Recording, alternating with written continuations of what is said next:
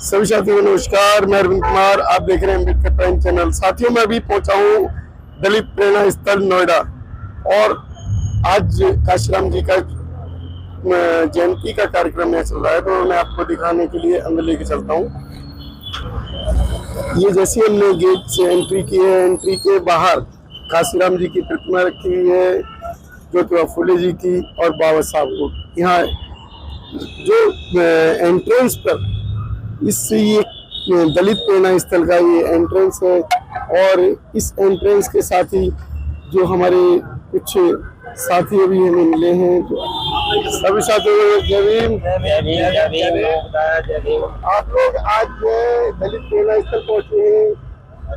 आप लोगों को काशीराम जी की जयंती की शुभकामनाएं।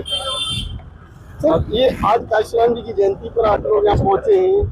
काशीराम जी की जयंती आज मनाने के लिए लोग दूर दूर से आते हैं, तो ये जयंती मनाने का मुख्य कारण क्या है? जो मान्यवर साहब ने हमें मान सम्मान स्वाभिमान देश में बहुजनों की सरकार बनाने का जो संकल्प लिया था, उसी की बदौलत आज मायावती बहन जी ने प्रेरणा स्थल बनाया और उसको देखने के लिए, उनके विचारों को दोबारा से प्रयास करने के लिए, मतलब प्रचार प्रसार करने के लिए हम यहाँ पर एकत्रित हुए हैं। जयंती में आप क्या बोलना चाहते हो? जयंती भी है हमारा जो सर जयंती का जो कार्यक्रम है, सभी देशवासियों को साहब काशीराम के जन्मदिन पर हार्दिक शुभकामनाएं। और बहुजन समाज के जितने भी लोग हैं उन्हों को जरूर एक बार प्रेरणा स्थल जरूर आना चाहिए।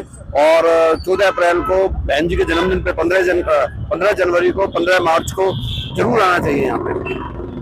सबसे पहले देखिए, मैं आप सभी आपके चैनल के माध्यम से सबसे पहले आज जो हमारे लिए एक पर्व है, इसको पर्व कहा जाएगा, क्योंकि जो बहुजन समाज के अंदर क्रांति जगाने का जो कार्य किया महामानव हमारे मान्यवर काशीराम जी ने, जो इस कभी पिछले समाज को ऊपर उठाने का जो कार्य किया, राजनीति सिखाई कि राजनीति किस तरीके से की जाती है, तो आज उनका जन्मदिन है। आप सभी को, देशवासियों को मान्यवर साहब काशीराम जी के जन्मदिन की हार्दिक बधाई एवं मंगल कामनाएं। मैं अपनी तरफ से आपको बहुत बहुत बहुत बहुत बधाई मेरी तरफ से कि आज शायद अगर हम जिंदा हैं, कुछ हमारे अंदर अंश बचे हैं, तो हमें आज का दिन बहुत ही हर्षोल्लास के साथ मनाना चाहिए, क्योंकि हमारे आज महामानव मान्यवर काशीराम जी का जन्म उत्सव बड़े धूमधाम से मनाना चाहिए हमको। आज का दिन वो है कि जो हम और लोगों के त्योहारों पे उनको पर्व मनाने का कार्य करते हैं, लेकिन आज हमारे लिए वो पर्व है, वो पर्व हमारे नहीं है, ये पर्व हमारा है।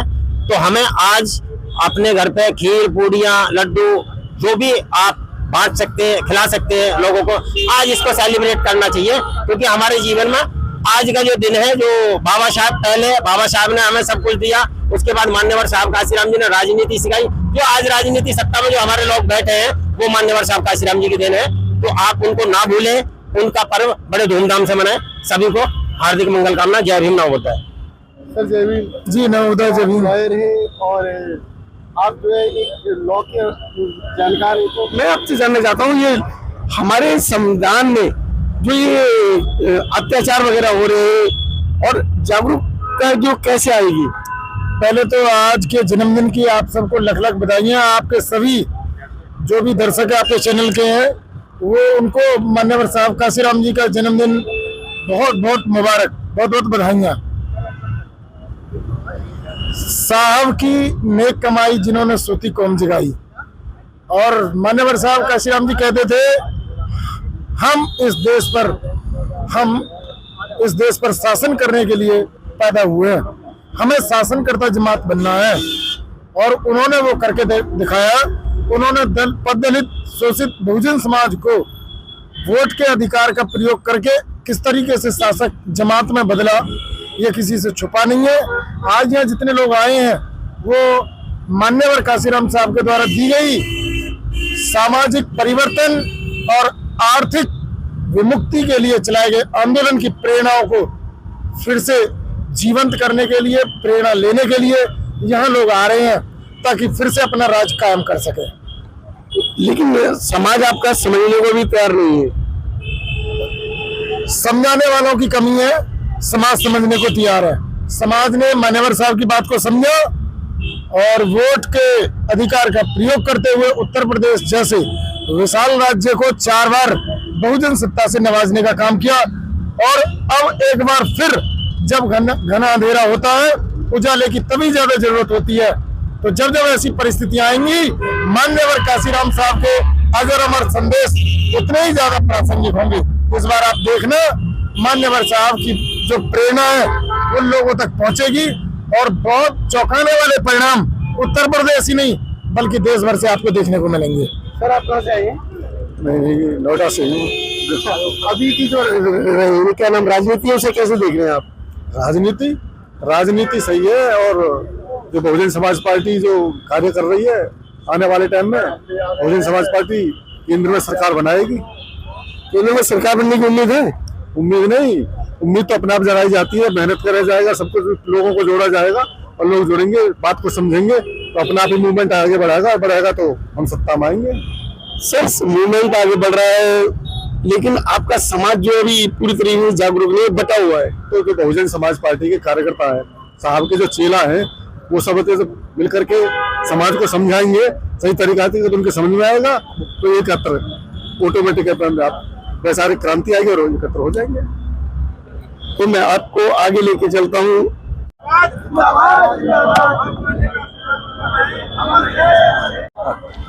बहन मायावती जी के विश्वास पात्र शमशुद्दीन जैन जी पहुंच चुके हैं,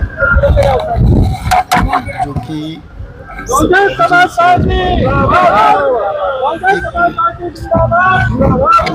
समुदाय का समर्थन हासिल कर बहुजन समाज पार्टी को सत्ता बनाने के लिए कार्य कर रहे हैं। मुस्लिम बहुजन समाज पार्टी के साथ कंधे से कंधा मिलाकर चल रहा है। और आप देखिए कि मुस्लिम समाज भी बहुजन समाज की तरह ही प्रताड़ित किया जा रहा है वर्तमान सरकार के द्वारा। वर्तमान सरकार जो कि एक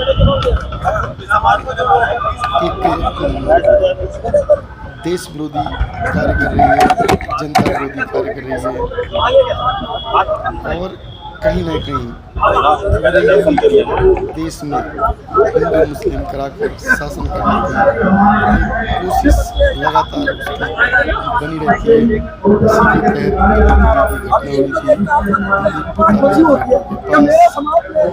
तहत घटना हुई थी जो अभी नमाज के समय उन्हें प्रताड़ित। बहुजनों के लिए यह एक ऐसा प्रेरणा स्थल है जिस जगह आकर सभी बहुजन अपनी एकता का परिचय देते हैं। तो सभी को आना चाहिए अपने इस स्थल पर।